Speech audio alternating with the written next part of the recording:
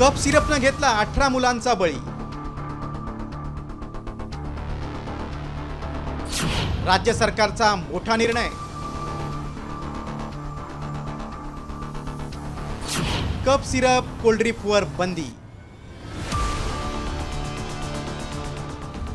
खोकल्यावर उपचार म्हणून दिल्या जाणाऱ्या कप सिरपमुळे मध्य प्रदेशात 14 तर राजस्थानमध्ये 3 मुलांचा मृत्यू झाला आणि सरकारी यंत्रणा खाडकन जागी झाली।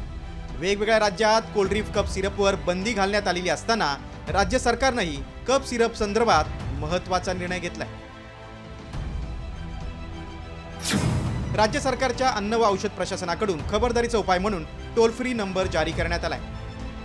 1800-222-365 या टोल फ्री क्रमांकावर संपर्क साधण्याचं आवाहन करण्यात आले। मेडिकलमध्ये एप्रिल 2017 ते मे 2025 या कालावधीतील कोल्ड्रिंक सिरप आढळल्यास माहिती देण्याची सूचना केली।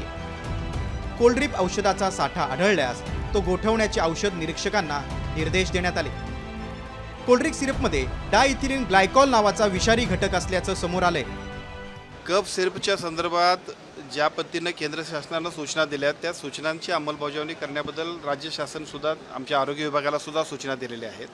विशेषतः 2 राज्यांमध्ये ज्या पद्धतीनं काही चुकीची औषधं झाली आणि 2 वर्षाच्या आतल्या मुलांना त्याचा फटका बसतोय, याबद्दलच्या केंद्र शासनाने जे काही निर्देश दिले त्याची अंमलबजावणी आरोग्य विभागाच्या वतीने आपण करतोय।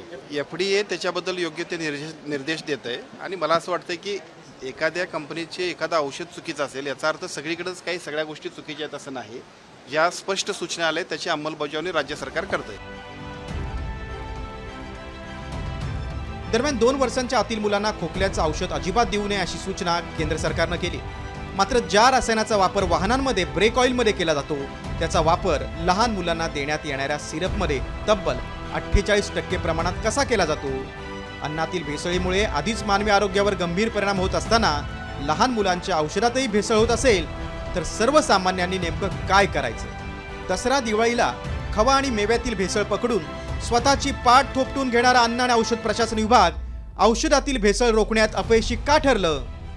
कप सिरपमुळे 18 मुलांचा मृत्यू झालेला असताना या घटनेला भेसळयुक्त औषधासोबतच झोपी गेलेली प्रशासकीय यंत्रणाही जबाबदार आहे का?